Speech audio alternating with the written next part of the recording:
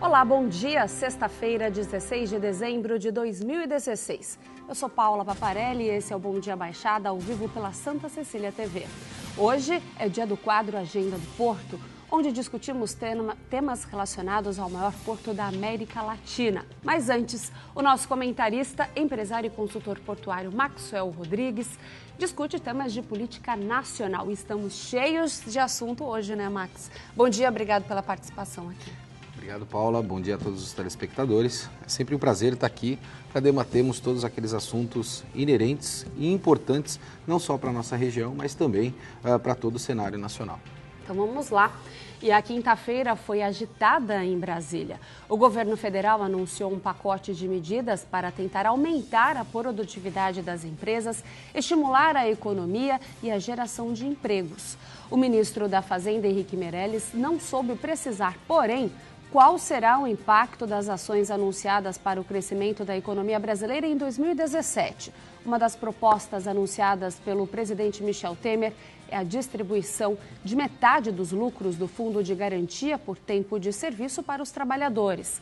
A outra ação é a regularização de dívidas relativas a tributos de empresas e pessoas físicas com o governo. O ministro do Planejamento, Diogo Oliveira, informou que o governo deve autorizar o refinanciamento de empréstimos buscados pelas empresas com BNDES. Pela lógica, as empresas devem ter juros mais baratos, com base na taxa de juros de longo prazo, que atualmente é de 7,5% ao ano. Max, como é que você avalia essas medidas anunciadas aí pelo governo federal?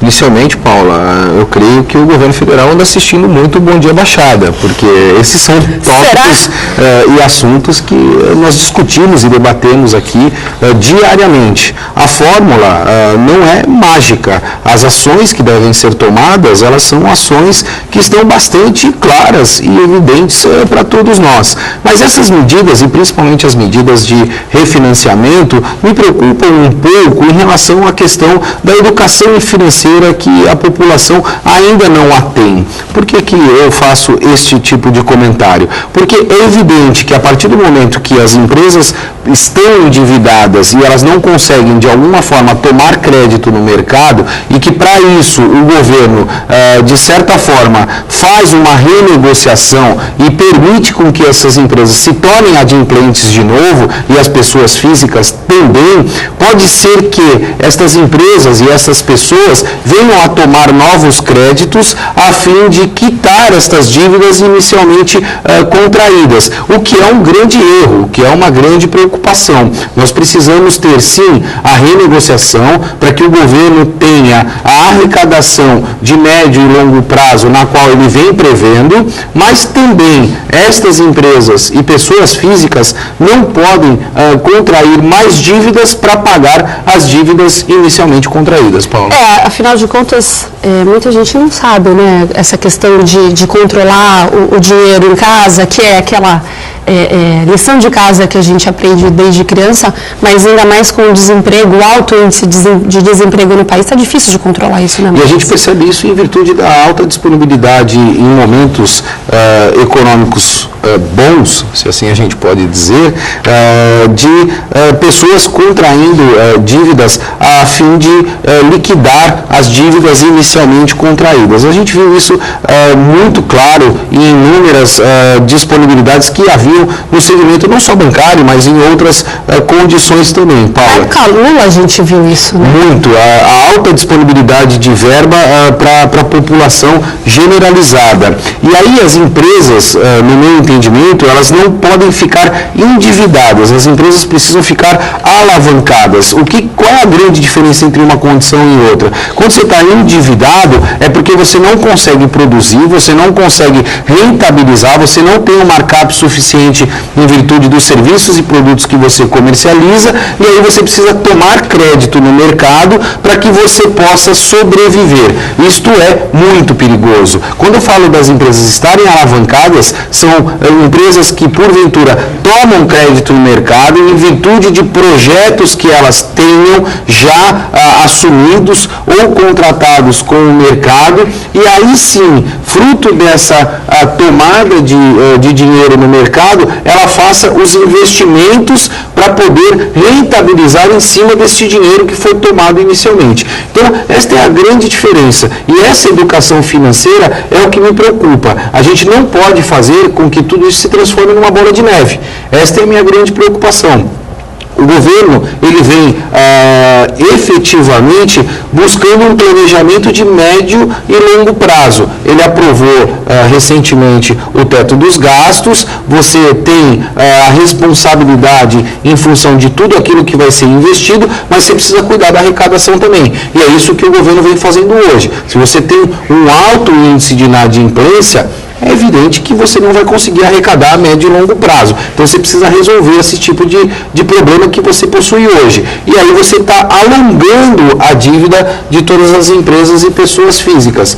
Ok, é uma medida, eu acho que é uma medida inteligente, desde que você tenha o atendimento das pessoas e o esclarecimento em relação a isso. Agora, você acha que essas medidas, elas realmente vão conseguir colocar o país em ordem?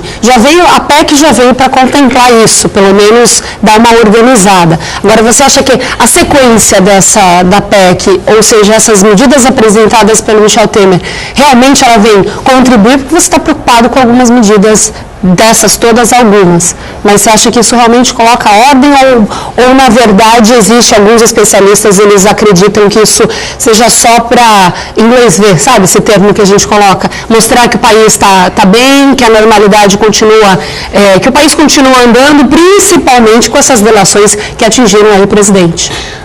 Paula, para que a gente continue andando, o primeiro fato que a gente precisa elucidar e deixar bastante tranquilo para o mercado é a estabilidade jurídica. Nós temos que trabalhar a questão da estabilidade jurídica. O segundo ponto são estas medidas que vêm sendo tomadas a fim de fortalecer a economia. Eu creio que estas medidas são medidas iniciais que contribuem para esse avanço econômico e são importantes para que o mercado possa se regular novamente. Mas volto a insistir, Paula, a educação financeira é de suma importância para que você não complique ainda mais a situação na qual as empresas e as pessoas físicas se encontram hoje. Eu acho que não é só o telespectador que precisa de uma aula de educação financeira, principalmente os políticos. A PEC de limite de gastos, ela vem aí para isso, né? Agora, uma pergunta importante, Max, que eu acho que atinge principalmente o setor que você atua. A medida também complementa o comércio exterior e visa reduzir em 40% o tempo para procedimentos relacionados à importação e exportação de mercadorias. Um portal na internet deve ser criado, inclusive, para envio de documentos exigidos no exterior. Qual a importância dessa ação?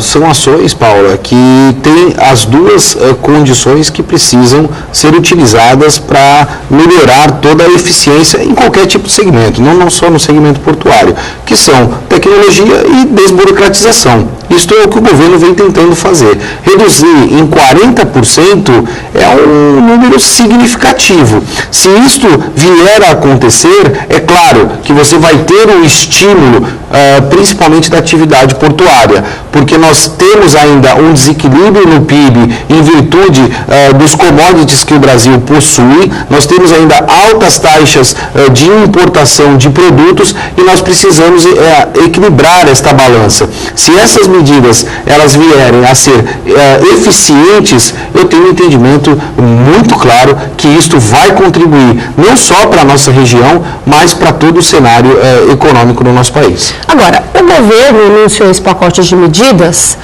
para dizer que o desemprego, para reduzir o índice, a taxa de desemprego no Brasil. Você acredita que isso possa realmente acontecer, Marcos? Paula, você é obrigada a polemizar. Não. Não creio que essas medidas venham a contribuir com o aumento dos empregos no país. Eu acho que o que vai contribuir para o aumento de emprego no país é sim incentivar a economia, incentivar o empresariado, mas também precisamos ter uma reforma trabalhista. A nossa CLT ela tem base era que era uma era industrial e não tem aí focos em relação a comércio e serviço. Haja vista que é muito difícil hoje você contratar e continuar com os funcionários dentro das empresas em virtude dos altos custos que existem para esse tipo não só de contratação, para também manter e muitas vezes para você poder desligar esses funcionários. Nós precisamos reverter isto. E é muito engraçado quando eu faço essas pontuações, porque o governo, de um modo geral, Paulo, ele é muito contra a terceirização. É algo que é latente e evidente em todos os mercados mundiais. E no Brasil, ele é muito contra esta questão. Mas é uma questão bastante engraçada, porque o governo acaba se valendo desta condição e utiliza, e é uma das máquinas que mais terceiriza na contratação de pessoas e empresas e funcionários. Então nós precisamos rever esta questão trabalhista para que nós possamos sim criar empregos concretos. Eu costumo dizer que o Ministério não tem que ser mais um Ministério do Trabalho, ele tem que ser um Ministério do Emprego, ele tem que focar em ações que venham a fortalecer a relação do empregado com o empregador. Hoje essa relação está muito desequilibrada e é esta uma das razões pelas quais nós temos aí um baixo índice de contratação. Só para que a gente possa exemplificar, Paula, eu na minha empresa, por exemplo, poderia contratar muito mais pessoas, mas nós sempre trabalhamos no limite. Sempre estamos ali com o quadro funcional no limite. Por quê? Porque os custos são muito altos. Para que você possa, por exemplo, desligar uma quantidade de funcionários em virtude de projetos que você tenha ganho no passado, você tenha entregue esses projetos e a partir daí, em virtude de uma economia não muito saudável, você fica um pouco receoso. Você fala, eu acho que não é melhor eu ter um quadro funcional tão grande, e sim trabalhar sempre no limite. E é isso que as empresas fazem. Elas sempre estão trabalhando no limite. Nós precisamos dar condições para que essas empresas possam ter uma relação melhor de contratação com esses empregados. Bom, a gente dá sequência aqui no quadro de política nacional. O Ministério Público Federal denunciou o ex-presidente Luiz Inácio Lula da Silva e mais 8 pessoas na Operação Lava Jato. A acusação foi apresentada à Justiça Federal no Paraná desta quinta-feira. A Força Tarefa ainda pediu ressarcimento de mais de 75 milhões de reais à Petrobras. O ex-ministro Antônio Palocci, o ex-presidente da Odebrecht, Marcelo Odebrecht, e a esposa de Lula, tudo ex, né? A gente acaba pensando. E a esposa de Lula, Marisa Letícia, estão entre os denunciados. Essa é a 4ª denúncia contra o líder petista em processos relacionados à Lava Jato. Por meio de nota, a Odebrecht informou que não vai se manifestar sobre o assunto, mas reafirma o compromisso de ajudar nas investigações. Já o Instituto Lula também emitiu nota e disse que a denúncia repete a, entre aspas, maluquice da coletiva do PowerPoint e atropela a competência do Supremo Tribunal Federal. Max, como é que fica a situação, na sua opinião, do ex-presidente Lula? A pergunta acho que o pessoal de casa faz, na verdade, e eu tento sempre pensar com a mente deles ali como jornalista, como é que ele vai ser preso? Na verdade, alguns advogados já vieram aqui e já falaram que não existem provas. Todo mundo eu disse que disse, né? Como essas delações. Mas eu acho que essa é a pergunta que não quer calar.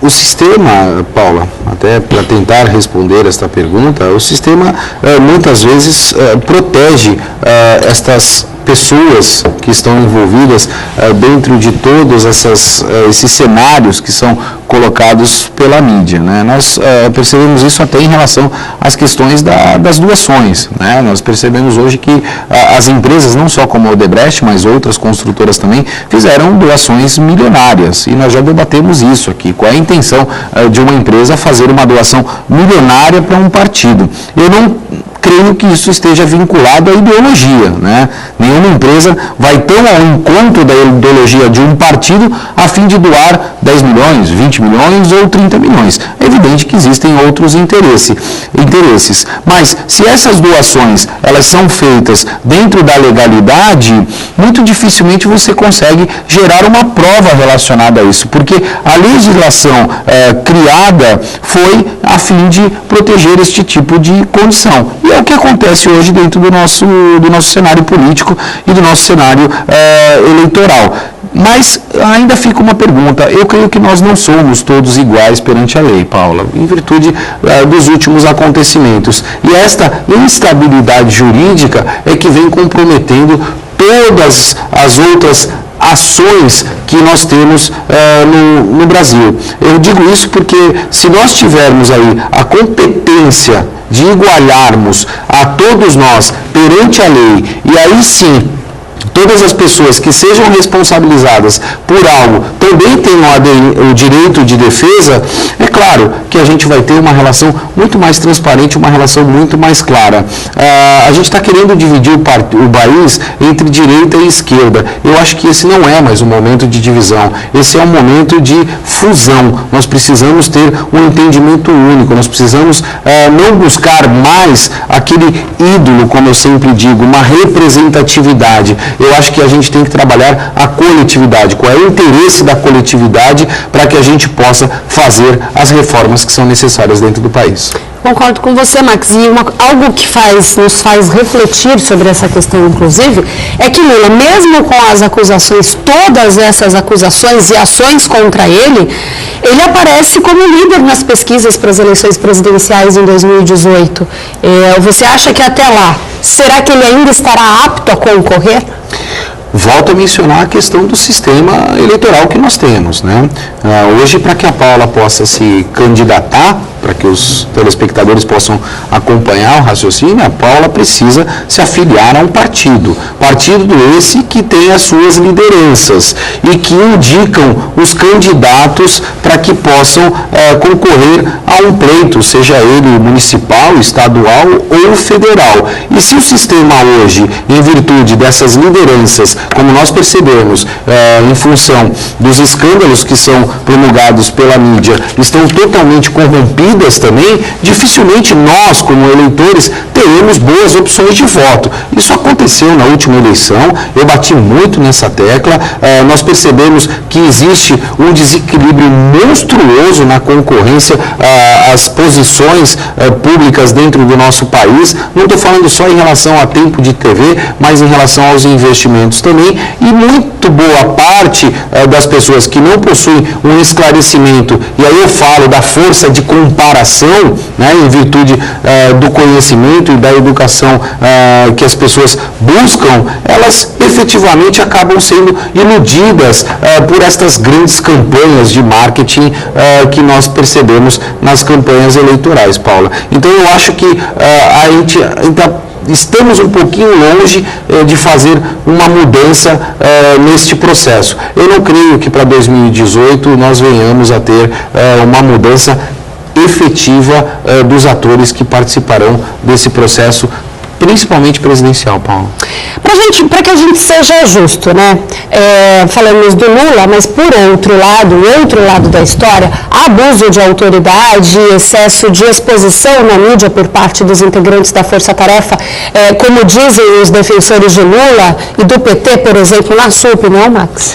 Olha, os partidos muitas vezes e os políticos ou as pessoas, quando de alguma forma tentam ou se acham prejudicadas, é evidente que eles vão buscar alguma maneira de defesa. A mídia, eu usei já esta frase algumas vezes, nós temos 4 poderes no país, né? Todos os países possuem 4 poderes, que é o poder executivo, o legislativo, o judiciário e a mídia. A mídia é um poder, ela tem o poder de levar a informação para dentro de casa, da casa de todas as pessoas de um país. E a mídia, ela vem sendo utilizada por esses outros 3 poderes, que é o poder executivo, o legislativo e o judiciário. E o Ministério Público aprendeu a lidar com isto. Ele não lidava com esta condição até há tempos atrás. E pegou um gosto. E o sistema legislativo e executivo se utilizava muito da mídia para poder formar opinião e deixava o judiciário bastante fragilizado. utilizado. Hoje, de forma bastante inteligente, e a estratégia do Ministério Público é muito boa, né? Eu acho que daqui a 10 anos nós teremos livros relacionados a isso, o direito vai estudar todas essas estratégias que foram implementadas e o Judiciário vem se utilizando desta ferramenta de forma bastante inteligente. Eu acho que aí você tem uma igualdade no debate e aí vai sobressair ou vai prevalecer quem tiver melhores condições ou melhores defesas em relação às acusações que existem, Paulo. Agenda do Porto. Oferecimento. Grupo Inaman. Segurança patrimonial. E Brasil Porto Logística. A partir de agora, damos início ao quadro Agenda do Porto, onde discutimos temas relacionados ao maior porto da América Latina. Para isso, contamos com a participação do empresário e consultor portuário Maxwell Rodrigues, o nosso comentarista de todas as sextas, e também do gerente de TI da Abitra, Associação Brasileira de Terminais Retroportuários Alfandegados, Vander Serra. Obrigada, Vander, pela sua participação aqui. Bom dia, obrigado, Paulo, pelo convite. Obrigado, Márcio. Vamos então às notícias.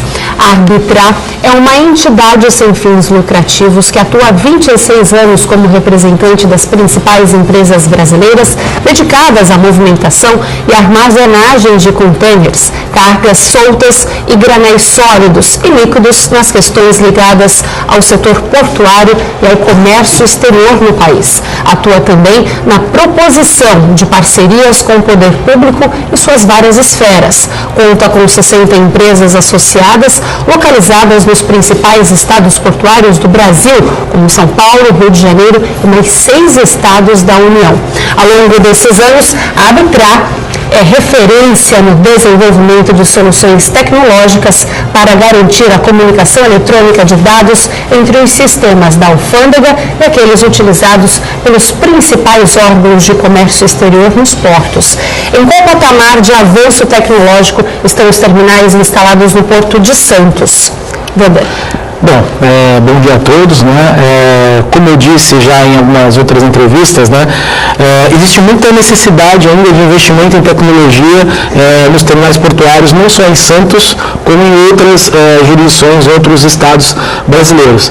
Mas, se falando em comparativo, né, de Santos com outros portos, Santos está bem na frente nessa questão toda de automação portuária. Tanto na parte de operação portuária do navio, né, que seria o papel dos operadores portuários, até principalmente o papel de armazenamento da carga, desova, estufagem das cargas feito pelos recintos alfandegados. Por quê? Porque existem diversos órgãos anuentes, né, que fazem anuência sobre esse processo alfandegário, né, e toda essa questão feita pelas alfândegas do Brasil, e principalmente pela alfândega de Santos, hoje são controlados por sistemas locais. Em Santos existe uma iniciativa da Abitra, chamada Janela Única Portuária, que faz a integração de todos os recintos alfandegados da jurisdição, mais ou menos 60 terminais alfandegados, com os órgãos anuentes, principalmente Receita Federal, Ministério da Agricultura, Anvisa e IBAMA. Então existe uma clara iniciativa dos recintos alfandegados no investimento em tecnologia, mas em comparado, é lógico, com outros países no mundo, ainda existe uma necessidade de automação para que os terminais consigam trabalhar como são os outros terminais no mundo, sem ninguém por trás dos equipamentos, né? Ou seja, de uma forma totalmente autônoma e automática. Então, esse passo que está faltando para os terminais, e aí existem diversos motivos para isso não ter ocorrido até hoje, né? Alguns motivos, inclusive, essa instabilidade jurídica das portarias de diversos órgãos anuentes e essa instabilidade jurídica dos alfandegamentos, muitos terminando, né, expirando agora este ano, muitos já expiraram, muitos estão para expirar, então você não sabe, o empresário não sabe se ele vai continuar com o alfandegamento e se ele vai poder investir aí 10, 20, 50, 100 milhões em tecnologia para automatizar o processo dele. Então acaba esperando que haja uma iniciativa do governo federal, uma decisão do governo federal de como vai ser essa nova licitação dessas áreas, essa renovação da área de preferência, para que ele possa fazer o investimento. Max, tecnologia da informação foi um tema que a gente debateu bastante aqui essa semana e continua. É importante isso? E, Paula, nós temos hoje a oportunidade de escovar byte aqui, como a gente diz no mercado de tecnologia, porque o Wander é uma das pessoas que tem os maiores conhecimentos em desenvolvimento no Porto de Santos, né? Conheço o trabalho do Wander há bastante tempo e percebo que é um dos maiores incentivadores nesse sentido, não só arbitrar, mas também os profissionais que estão ali envolvidos. Já aproveito a oportunidade, Wander, para deixar um abraço para o Matheus, que em próxima oportunidade ele me disse que estará aqui conosco.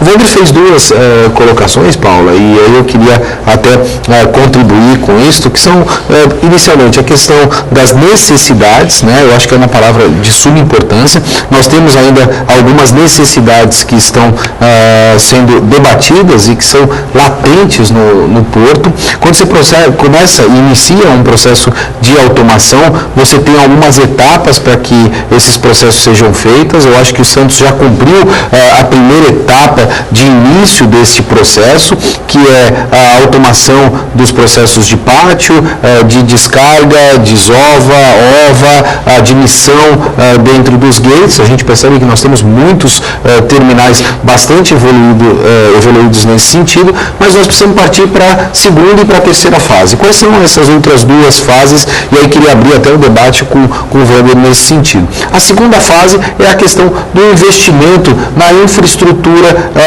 ao redor dos portos brasileiros. Hoje nós somos muito carentes nesse sentido. Nós precisamos evoluir com esta agenda para que nós possamos partir para a terceira fase. Qual seria a terceira fase? A partir do momento que nós temos uma boa infraestrutura de acesso, que nós temos todos esses terminais privados fazendo os investimentos com a segurança jurídica que é necessária, é evidente que nós vamos partir para uma fase de robotização, uma fase de automação efetiva. Por que eu digo isso? Porque hoje você é muito eficiente em virtude dos sistemas que você tem dentro dos terminais, mas você não consegue fazer um planejamento muito efetivo porque você tem impactos desta infraestrutura para a admissão dessas cargas, muitas vezes em relação aos congestionamentos, a falta do acesso, entre outras condições, que acabam também desmotivando o empresariado para fazer novos investimentos para aquela terceira fase de robotização que eu mencionei inicialmente. E para que tudo isso aconteça,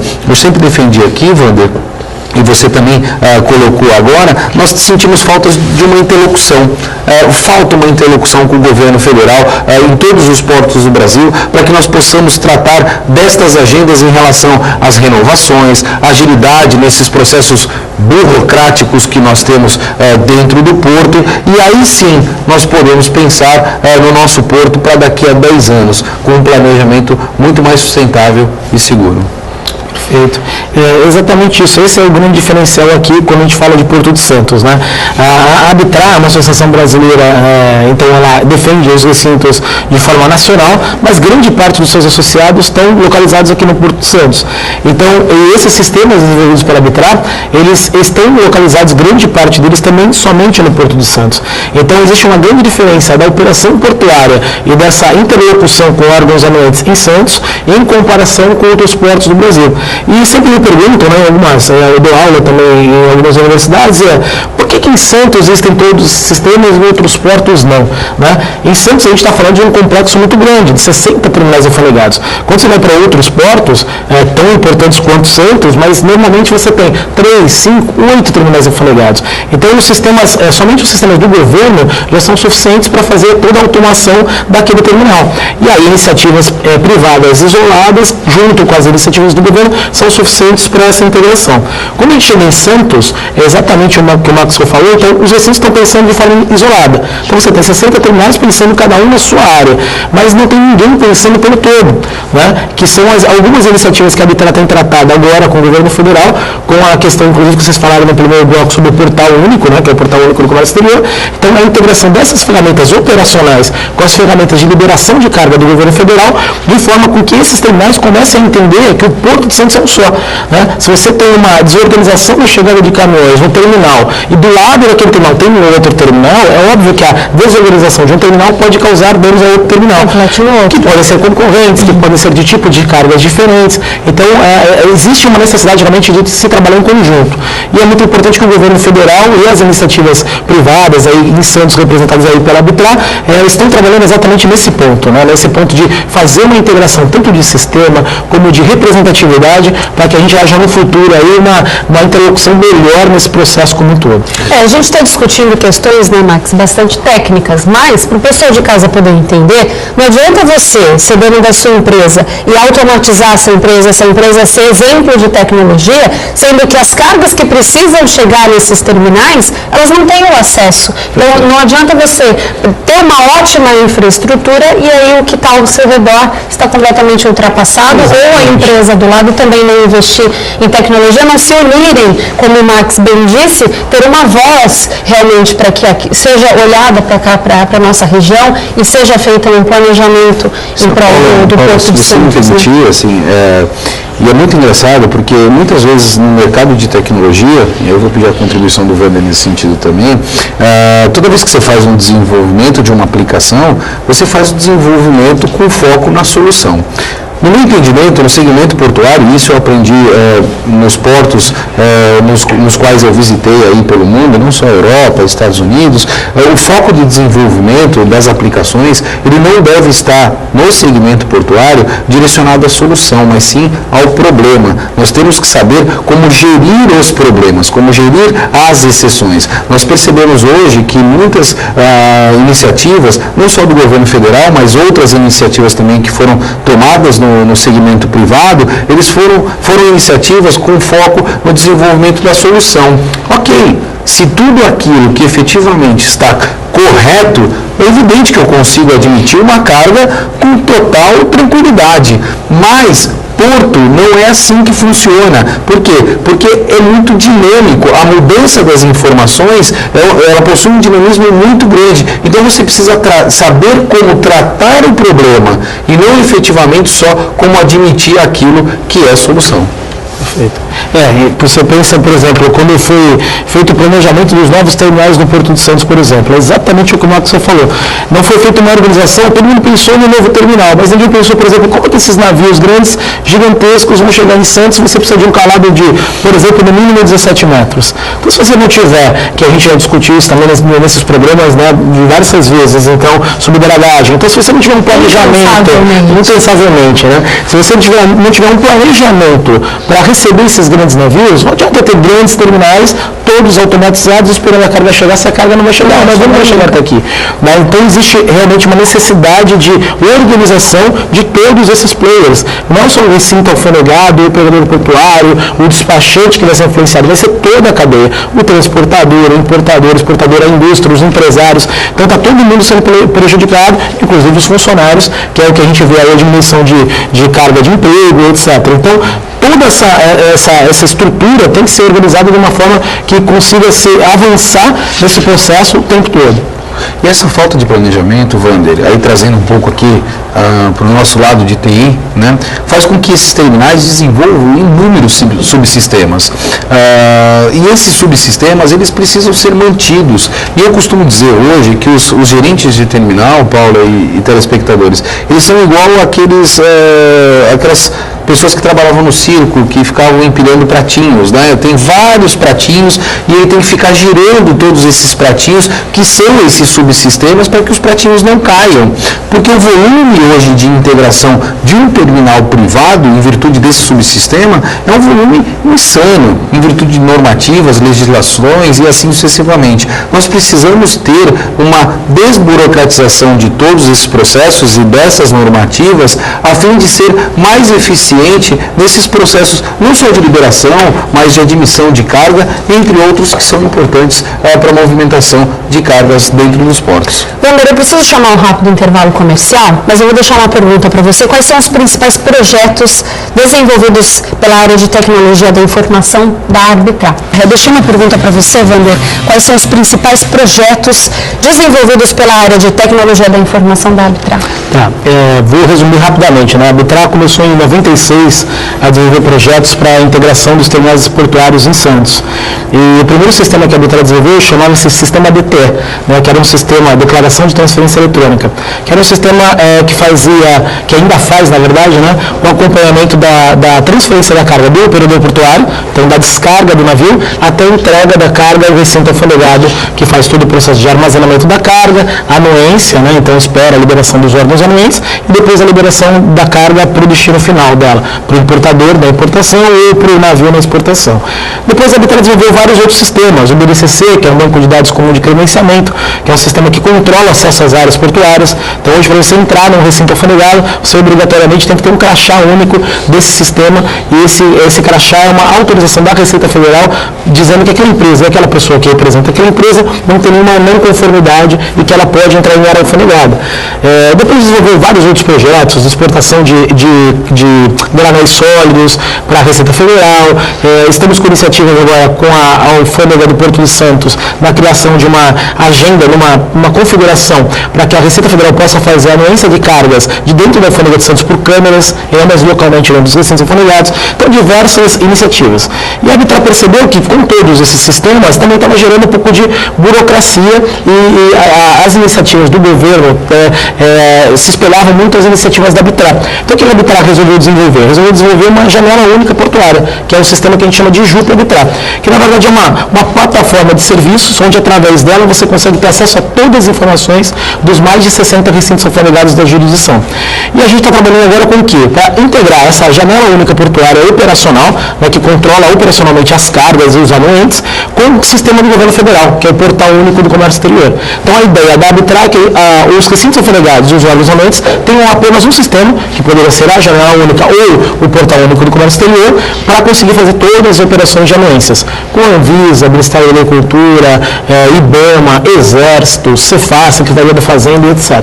Então é nisso que a Arbitrar vem trabalhando nos últimos anos, nos últimos 3 anos praticamente, para fazer essa integração. Então a JUP está pronta, o Portal Único do Comércio Exterior entra no ar até o finalzinho desse ano, começo do ano que vem, na parte de exportação, e a gente está trabalhando na integração entre essas duas plataformas. Então a plataforma da iniciativa privada e a plataforma do governo federal. E a questão de segurança, onde é que entra nisso? Então, a questão de segurança é fundamental, né? Em 2013, a Arbitrar entregou para a Receita Federal do Porto de Santos a COV, né? Que é a Central de Operações e Vigilância. Então, todas essas informações que eu estou comentando com vocês, operacionais, então o horário que a carga entrou, que hora que ela saiu, qual o lacre daquele container, que hora que ele foi aberto, quem é o órgão que fiscalizou, etc., ficam disponíveis para a Receita Federal do Porto de Santos, nessa Central de Operações e Vigilâncias, com todas as imagens do sistema de CFTV, de câmeras daquele terminal. Então, o fiscal da Receita Federal hoje não precisa mais ir no local fazer a verificação física. Ele consegue olhar as câmeras e acompanhar todo o trâmite burocrático daquela carga, estufagem, desestufagem, abertura de container, liberação e operação portuária através da alfândega de Santos. Vocês têm visto nos noticiários aqui, que inclusive aqui da Santa Cecília, que aumentou substancialmente a apreensão de cargas, principalmente de drogas em containers no Porto de Santos, principalmente na exportação. Então, hoje em dia, todos os terminais alfandegados, por exemplo, têm que ter instalados câmeras de raio-x. Então, tudo que é exportado para a Europa é 100% escaneado. Tudo que é importado é 100% escaneado. Todo container declarado como vazio é 100% escaneado. Então, essa tecnologia dos scanners de raio-x consegue identificar drogas, armas, etc. E isso tudo integrado lá à Central de Operações e Vigilância, desenvolvido pela Arbitrar em parceria com a Alfândega de Santos, possibilita que o fiscal de dentro da Receita Federal faça a anuência, verifique a carga, identifique que tem um ilícito e bloqueie a carga naquele momento. Max, a gente já falou tanto de problemas no porto. Que bom que a gente está vendo um pouquinho de solução, né? E um pouquinho de planejamento, administração, sim. A solução ela existe.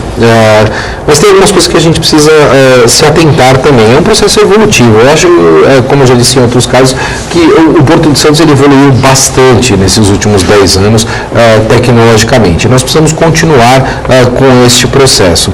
Inicialmente, com essas questões que o Wander pontuou da relação do CFTV, que são são as câmeras de monitoramento implementadas em todos os terminais para a fiscalização, é um ganho substancial, principalmente porque o governo não tem fiscal suficiente para fiscalizar todas as cargas que têm acesso ao Porto de Santos. Mas nós precisamos evoluir ainda um pouco nesse sentido, a fim de gerir estes eventos, né? Como nós temos aí muitas câmeras, como nós temos muitos equipamentos, nós precisamos fazer com que cada container e cada monitoramento deste seja compilado através de um evento, e aí através desse evento você tenha todas as gestões inerentes a esta questão. São novas tecnologias, é evidente, a tecnologia ela vai cada vez mais se modernizando em função destas necessidades. Em relação aos outros pontos, eu ainda acho que falta para o Porto de Santos um pré-gate, como existe um pré-gate público, né? Ou talvez através de uma parceria público-privado, para fazer a gestão de todas as exceções nos processos que o Wander mencionou. Então, assim, nós temos hoje os terminais bastante preparados tecnologicamente, mas ainda não conseguimos gerir essas tentativas de exceção. E a questão do scanner, Wander, eu não sei se você vai concordar comigo, mas eu acho que ainda a gente poderia ser um pouco mais eficiente se os terminais tivessem um perfil de brownfield ou greenfield, né? Hoje a gente percebe que o fluxo dentro dos terminais é um fluxo que dá inúmeras possibilidades para que essa carga transite sem o acompanhamento adequado. Quando você transforma os terminais em brownfield e greenfield, para que o telespectador entenda, é como se ele fosse um quadradinho necessariamente, ou seja, ele só tem um local de entrada e ele só tem um local de saída. Nós ainda temos muitos terminais que entra pelo terminal 1, sai pelo terminal 2, volta para o terminal 35, entra no 44, e isso faz com que nós não sejamos tão eficientes, principalmente nesse combate a drogas, como foi mencionado agora. Essa questão do gate único é de fundamental importância realmente, que se tenha em todas as áreas. Por exemplo, quando você vai no Porto de Vitória, no Porto do Rio de Janeiro e outros portos diversos, você tem exatamente isso, um portão de entrada e um portão de saída, o que facilita essa fiscalização, né? Tanto na questão de câmeras, CFTV, SR, notificação de caracteres, etc., como na questão do scanner também. Você poderia ter um scanner na entrada e um scanner na saída. A balança única, etc. Infelizmente, pela estrutura que foi feita, né, e desenvolvida ao longo do tempo, o Porto de Santos, realmente, ele é bastante recortado e você tem diversas entradas. E aí a gente volta ao que a gente falou no bloco anterior também. Os recintos alfandegários, todos eles muito seguros nas suas áreas internas, mas quando você tem o complexo como todo, você tem ainda algumas falhas, e aí a gente necessita realmente de um trabalho que está sendo, inclusive, realizado aí pela CODES, pela Companhia Docas do Estado de São Paulo, para que haja realmente gates de acesso a essas áreas únicos, né? Tanto da margem esquerda como na margem direita. Então, é bacana e é muito importante a gente saber que as iniciativas do governo estão trabalhando nesses pontos. Então, a gente teve reuniões, acho que semana passada, retrasada, inclusive acho que o Max estava presente, exatamente discutindo essa questão desses novos gates de acesso de controle da autoridade portuária. Então, eu acho que o Porto de Santos vem avançando bastante e em pouco espaço de tempo, 1, 2, 3 anos, a gente vai ter isso bastante automatizado. Baseado no que você está falando, inclusive, tem a questão do Portolog também, né? Justamente em relação a essa questão quais seriam essas soluções tecnológicas utilizadas pelo Portolog no gerenciamento de acesso de caminhões, Wander? O Portolog é fundamental, né? É aquilo que a gente comentou até pouco tempo atrás. A gente tem iniciativas locais em cada recinto alfandegário, todo recinto tem seu agendamento eletrônico, tem seu controle de acesso, mas o governo federal lançou um sistema, que é o Portolog, para que ele faça o controle de todas essas áreas de uma forma consolidada, né? Então você tem que ter certeza que aquele caminhão que está vindo para o terminal A não vai influenciar a operação do terminal B. Então você precisa ter esse controle.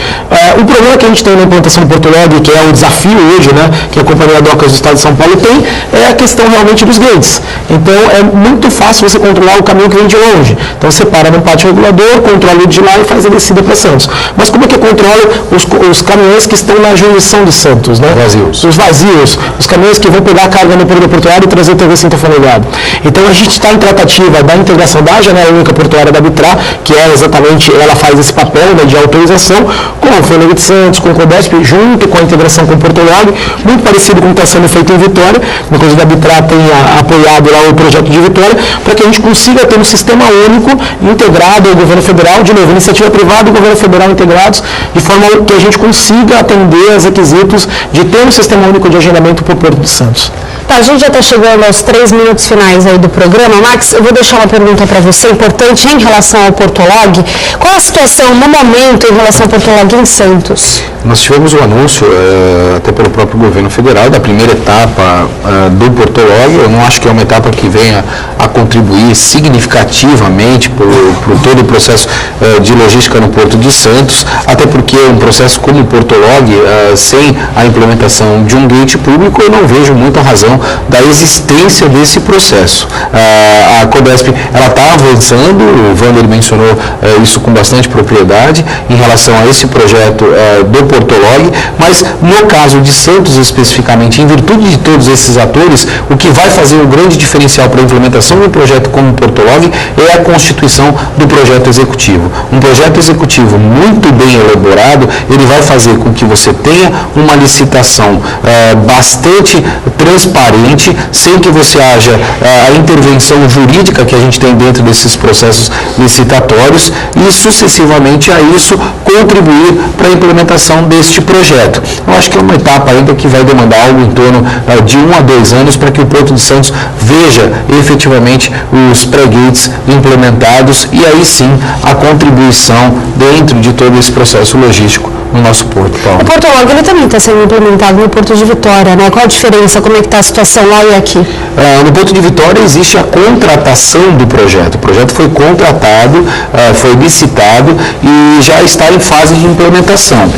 Inicia-se através da obra, da infraestrutura necessária, que são as infraestruturas relacionadas aos pré-gates, e esse processo também está sendo corrido em paralelo para a definição dos procedimentos operacionais. Que procedimentos são esses? As gestões das exceções que estão relacionadas aos agendamentos, ou seja, todos aqueles caminhões que porventura tenham alguma dificuldade na informação dos eventos e aquilo tudo que é necessário para a fiscalização, como eles vão ser tratados e de que forma eles serão gerenciados. Então, Vitória hoje está nessa etapa. Santos ainda está na etapa da disponibilidade dessa aplicação para única e exclusivamente o agendamento dos motoristas que vêm para o mercado de granéis serem admitidos no Porto de Santos. Mas a admissão efetiva, o controle da admissão, não existe porque nós não temos ainda um pré-gate ou um gate público implementado no nosso porto. Max, importante discutir tudo isso aqui. Sexta-feira é um dia que a gente discute os temas em relação ao Porto de Santos e as nossas conversas vêm evoluindo com o passar do tempo. Acho que é isso que é o legado do Bom Dia Baixada, é esse. Toda sexta-feira discutir temas relacionados ao Porto e deixar alguma coisa aí para o telespectador também entender como é que funciona essa máquina. Obrigado pela sua presença aqui.